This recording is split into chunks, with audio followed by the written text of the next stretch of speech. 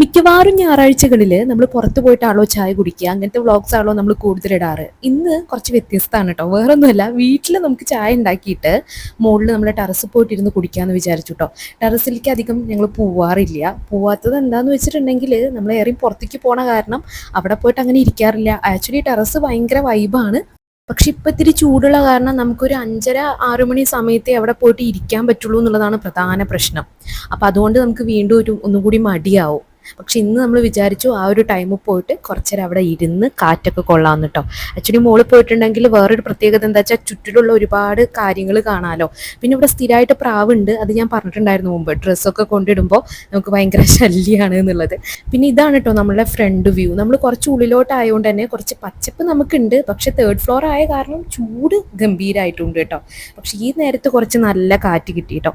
ഇനി ഇത്തിരി നേരം നിന്നിട്ട് എൻ്റെ ചായ ഫുള്ള് കുടിച്ച് ഇവിടെ നിന്നൊന്ന് എക്സസൈസും കൂടി ചെയ്തിട്ട് താഴോട്ട് പോകാമെന്ന് വിചാരിച്ചു കേട്ടോ. അപ്പോൾ അത്രയേ ഉള്ളൂ ഗൈസ്, ബൈ.